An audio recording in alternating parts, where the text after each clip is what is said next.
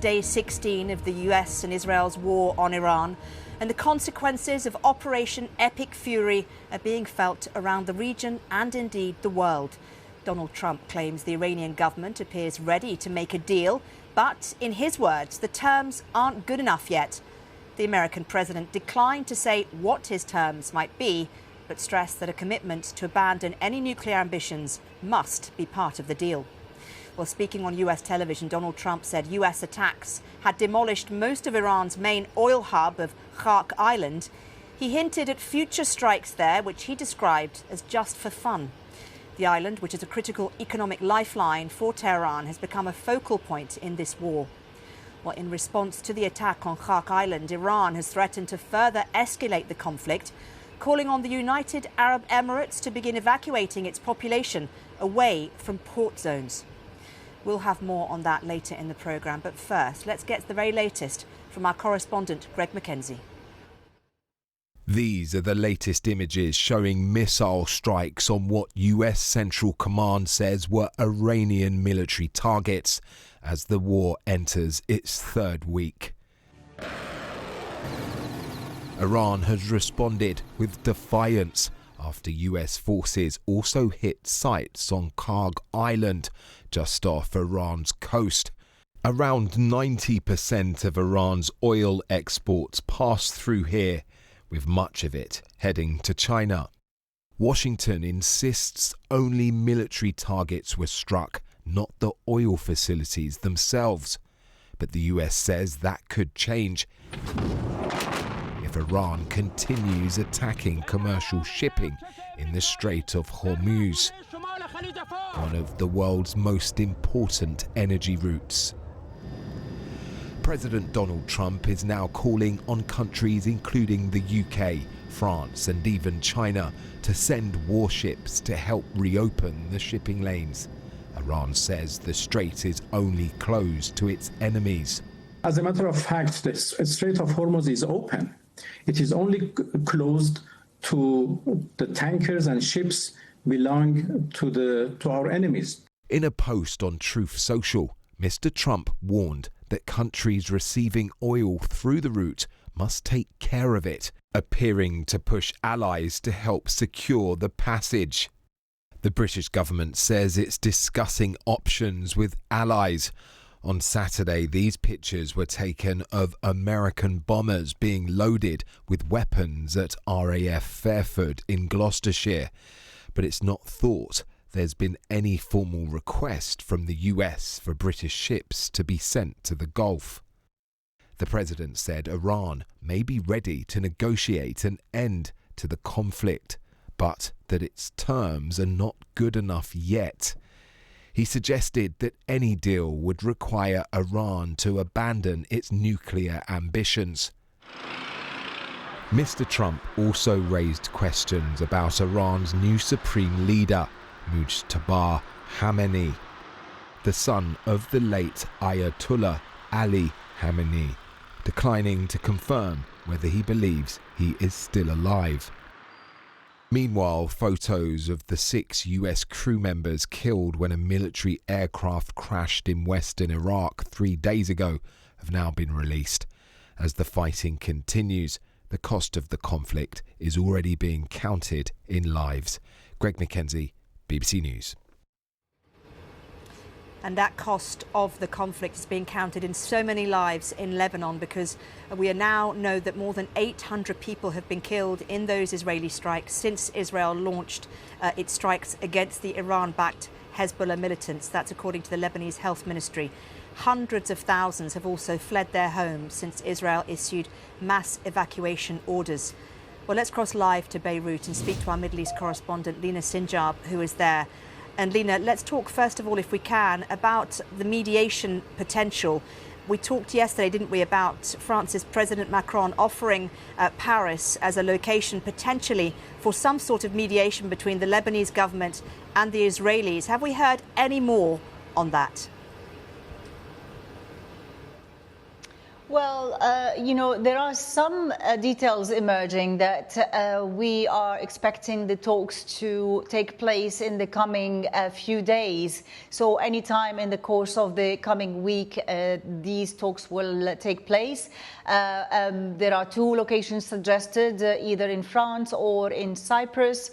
That there will be three representatives of each side. The Lebanese government is still discussing who is going to represent it. And of course, part of the representation should be also taking the green light from another leader of the Shia community here in Lebanon, who is Nabih Berri, the Speaker of the Parliament, who heads Al-Amal group, which is the parallel, Shia group in Lebanon, but it's not as powerful as or armed like Hezbollah. The issue here at stake is, what Hezbollah is going to do regarding these direct negotiations. And if these take place, this is the first time ever we will have direct negotiations between the Israelis and the Lebanese, two countries that have been at war since the 80s. So, this is the first time that they will be talking to each other. The problem is, will Hezbollah recognize these talks? Will Hezbollah abide by the outcomes of these talks? And will Hezbollah stop firing rockets into Israel, and how to stop them? Because over the past 2 weeks, for many in Lebanon, Hezbollah proved they're only acting to serve Iranian interest. They're acting in coordination with Iran and with orders by the Iranians. Even the Iranians came out to announce that they're having coordinated attacks on Israel, which is really putting the whole country at high risk of expanded war. Lina, thank you very much indeed. Lina Sinjab there in Beirut. Well, in the meantime, Iran says it will escalate the conflict, calling on the United Arab Emirates to begin evacuating its population away from the port zones in Abu Dhabi, Dubai and Fujairah. Well, let's cross live now to Dubai and speak to our correspondent, Azadeh Mashiri. Azadeh, are we seeing evacuations along those port areas or not? There are reports that oil operations in Fujairah, for example, have restarted. There hasn't been an official comment from the government here in the United Arab Emirates, but it's clear that the impact of the war is still being felt. Overnight, Dubai authorities confirmed that their air defense systems had intercepted attacks in two major neighborhoods here in Dubai. But while there has been this rhetoric from the Iranian Foreign Minister Abbas Araghchi of escalating the war in a certain sense, he has also made comments, according to Fars News Agency today, Fars News Agency which is linked with the Islamic Revolutionary Guard Corps in Iran, that Iran denies targeting any civilian or residential infrastructure in these Gulf regions, in the Gulf region and in the UAE. And while that may be true, whether they're saying that they're not targeting them, the reality is that here, luxury hotels, residential areas, even the airport, have seen damage when it's come to intercepted drones and attacks, debris falling. We've seen videos circulate in recent weeks. And so whether that statement would reassure these Gulf countries is unclear. It comes off of the back of a rare statement made by a presidential advisor here in the UAE that it has a right to defense against what it called imposed terrorist aggression. And interestingly, it said that the UAE would continue to prioritize logic and reason and continue to work for a way out for Iran and the region despite all of this. Now, logic and reason, will that work against the Islamic Republic, a regime that time and time again in the past few decades has shown that it's focused on one thing, its own survival, the survival of its ideology and of the revolutionary values that it often refers to? They are willing to take on a lot of damage. And Mariam, a lot of the word asymmetry has been passed out and doled out a lot this week, especially when it comes to military strategies. There is an asymmetry as well when it comes to the amount of pain that the region is willing to accept and Iran is willing to accept, given the fact that they are focused on survival at the expense of their own economy and even of the safety of their own people. Azadeh, thank you very much indeed for that. Azadeh Moshiri, our correspondent in Dubai. Let's just bring you some breaking news lines now coming into us. We're hearing in the last few minutes from Iran's Foreign Minister Abbas Araghchi on the Telegram channel that he runs. And he said this: he's denied that Iran has targeted civilian or residential areas in the Middle East. He says Tehran is ready to form a committee with its neighbours to investigate the responsibility for such strikes. He also goes on to say Gulf countries have called upon Iran to cease its attacks on territories. And he also says in this interview that's been quoted that Iran has not targeted civilian or residential areas. We'll try and bring you some more on that as and when we get it. But look, Iran is saying it hasn't targeted civilian or residential areas. But here in Doha, in Qatar, there were evacuations in areas inside the city, just not far from here where one of the universities are based. And there have also been missiles that have been targeted towards Doha, as there have been towards other cities across the Gulf region. With me now here in Doha is Barbara Plett-Usher, who is our Middle East correspondent. And Barbara, just talk us through those evacuation orders. They happened the other night. Are people now being allowed back to those buildings? We don't have any official notice of that, whether the evacuation orders have been rescinded and people can go back. But we do know of some people who have an office in one of the areas and they have been told to go back to work.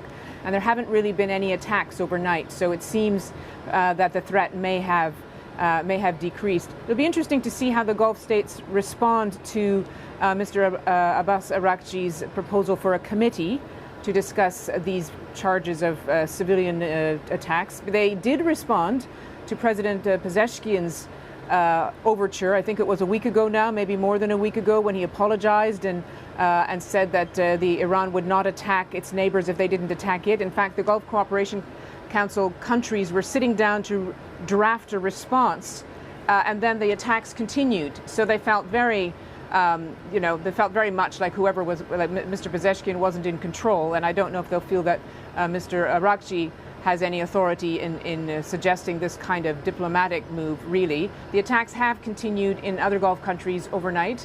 Not as much as before, but still the missiles and drones are coming in. The Saudis say they intercepted a wave of drones over Riyadh and over the eastern regions of the country. Now, the Iranians are saying they didn't fire those drones. They're only acknowledging now the attacks on U.S. interests. So they say that they have targeted U.S. air bases in Iraq and in Kuwait.